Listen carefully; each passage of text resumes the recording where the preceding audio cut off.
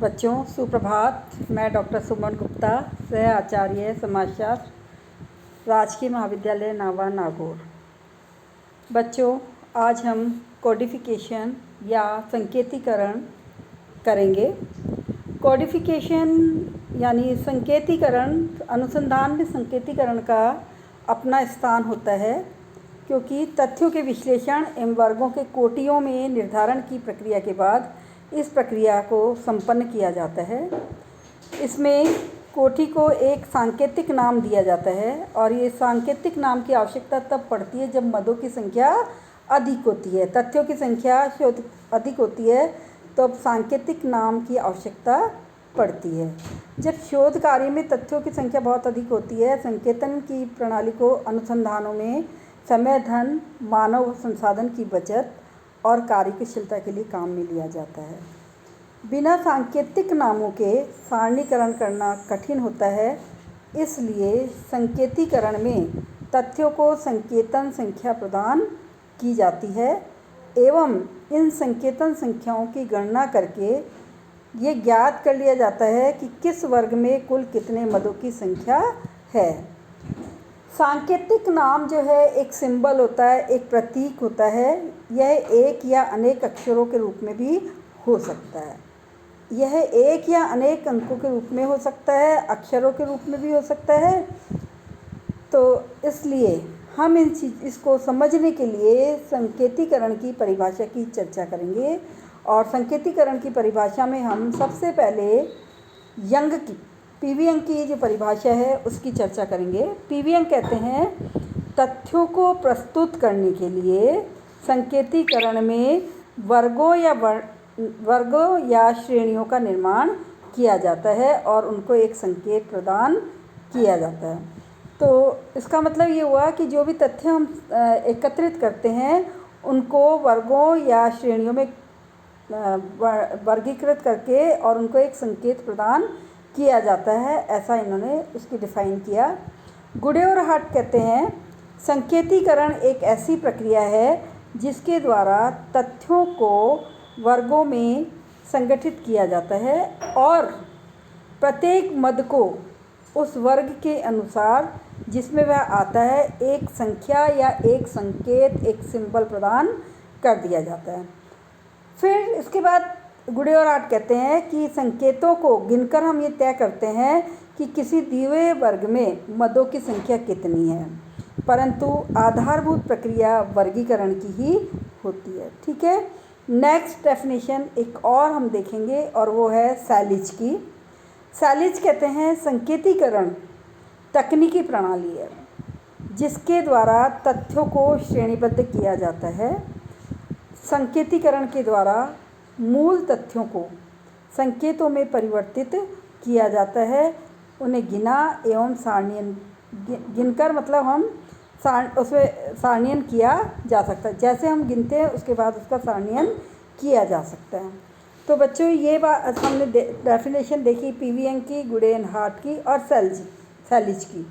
इन परिभाषाओं के आधार पर हम कहेंगे कि निष्कर्ष रूप में हम ये कह सकते हैं कि संकेतीकरण क्या है, एक प्रक्रिया है जिसके द्वारा मूल तथ्यों को संकेतों में परिवर्तित किया जाता है। और ये संकेत, जैसा मैंने आपको पहले भी कहा, अंकों के रूप में भी हो सकता है और अक्षर के रूप में भी हो सकता है। इन संकेतों का संबंध एक निश्चित वर्ग के साथ होता है और जिसके आधार पर संकेतीकरण तथ्यों को वर्गों में संगठित और व्यवस्थित करने में सहायता करता है। अंत में हम ये कहेंगे कि संकेतीकरण के द्वारा तथ्यों को श्रेणीबद्ध एवं सारणीयन किया जाता है, उनकी गणना की जाती है। संकेतीकरण को पूर्ण रूप से समझने के लिए हम इसके उद्देश्यों, मतलब संकेतीकरण के उद्देश्य क्या है, इसको जानना बहुत ज़रूरी है। तो हम बात करेंगे अब संकेतीकरण के उद्देश्य, क्यों संकेतीकरण किया जाता है या इसको क्यों काम में लिया जाता है। प्राथमिकता के आधार पर इसके क्रम को निर्धारित किया गया है और सबसे पहले संकेतीकरण का पहला उद्देश्य है, संकेतीकरण का प्रमुख उद्देश्य प्रश्न के उत्तरों को अर्थपूर्ण श्रेणियों में वर्गीकृत एवं संगठित करना। दूसरा उद्देश्य है संकलित सामग्री की अधिकता होने पर उसे समय, धन एवं मानव संसाधनों का न्यूनतम उपयोग करके विश्लेषित करना। तीसरा है गुणात्मक तथ्यों को परिमाणात्मक तथ्यों में परिवर्तित करना। एक से गुणों के लोगों को एक कोडिंग करके एक संकेत देकर उसको गिनना और गिन के उसको परिमाणात्मक तथ्यों में परिवर्तित करना भी संकेतीकरण का उद्देश्य है। और अंतिम उद्देश्य हम कहेंगे तथ्यों को सारणीयन एवं गणना के लिए उपयोगी बनाना भी सारणीयन का संकेतीकरण का उद्देश्य होता है। ठीक है, अब बच्चों हम देखेंगे संकेतीकरण की विशेषताओं की बात और संकेतीकरण की मुख्य विशेषताओं की चर्चा जिनको वैज्ञानिकों ने परिभाषाओं के आधार पर स्पष्ट करते हुए जो दिए हैं उनकी बात कर रहे हैं हम।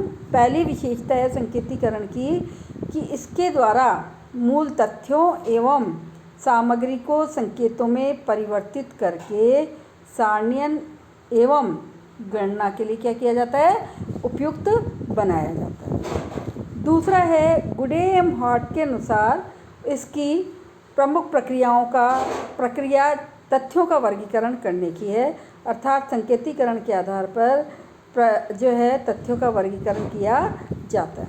नेक्स्ट है ये मूल या मौलिक सामग्री के प्रत्येक पद को वर्ग के अनुसार संकेत प्रदान करती है। और नेक्स्ट है यह तथ्यों को श्रेणीबद्ध करने के लिए एक बेस बनाती है, एक आधार प्रदान करने का काम करती है।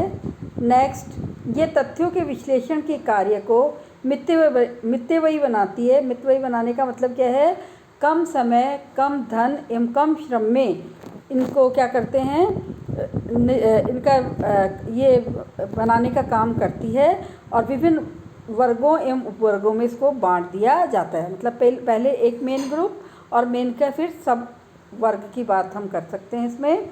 नेक्स्ट है संकेतीकरण ही एक ऐसी प्रक्रिया है जो गुणात्मक तथ्यों को परिमाण में परिवर्तित करके सांख्यिकी विश्लेषण के लिए उपयुक्त बनाती है।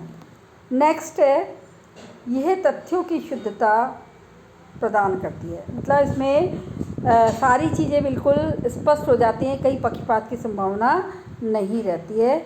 और आखिरी जो विशेषता है वो है इसके द्वारा शोधकर्ताओं एवं सामग्री विश्लेषणकर्ताओं की कम आवश्यकता पड़ती है, मतलब ज़्यादा स्टाफ की ज़रूरत नहीं पड़ती, ज़्यादा लोगों की इसमें ज़रूरत नहीं पड़ती है कार्य करने के लिए।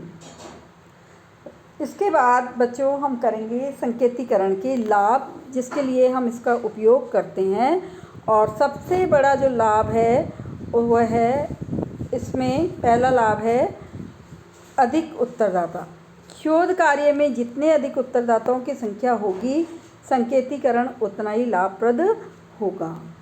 पीवीएन कहते हैं कि तथ्य सामग्री के स्रोत जैसे जैसे संख्या में अधिक होंगे संकेतीकरण उतना ही उपयोगी होगा, क्योंकि इतनी सारी संख्याओं को गिनना मुश्किल कार्य होता है। इसलिए जैसे ही ज़्यादा उत्तरदाता होते हैं तो उनको एक सिंबॉलिक बनाकर उनको गणना आसानी से की जा सकती है। नेक्स्ट है अधिक प्रश्न। शोध कार्य में जितने अधिक प्रश्न होंगे उतनी ही संकेतन की प्रक्रिया लाभप्रद होती चली जाएगी। तीसरा है जटिल प्रश्न सांख्यिकी प्रक्रिया। शोध कार्य में तथ्यों के विश्लेषण में जितनी जटिल सांख्यिकी का प्रयोग किया जाएगा संकेतीकरण उतना ही लाभप्रद एवं महत्वपूर्ण होता चला जाएगा। संकेतीकरण सांख्यिकी विश्लेषण के लिए तथ्यों को अंकों में परिवर्तित करके उपयोगी बनाता है। बच्चों नेक्स्ट है खुले प्रश्नों के उत्तरों का विश्लेषण एवं वर्गीकरण में संकेतीकरण विशेष उपयोगी प्रविधि है। इसके बिना खुले प्रश्नों के उत्तरों का अंतर्वस्तु विश्लेषण करना एक कठिन कार्य है। नेक्स्ट है संकेतीकरण के द्वारा शोधकर्ताओं के श्रम, समय और धन की बचत होती है। नेक्स्ट इसके द्वारा पुनः सारणीयन करने की आवश्यकता नहीं पड़ती। एक बार सारणीयन हो गया उसके बाद शोधकर्ता को जब भी ज़रूरत होगी तो रेयर केस में उसे पुनः सारणीयन करना होता है। और लास्ट है संकेतीकरण परिशुद्धता में वृद्धि करती है। इस प्रविधि में त्रुटियों के होने की संभावना बहुत ही कम होती है। तो बच्चों आज के लिए इतना ही करेंगे। कल हम फिर मिलते हैं और कल हम करेंगे संकेतीकरण के प्रमुख चरण। Okay, thank you.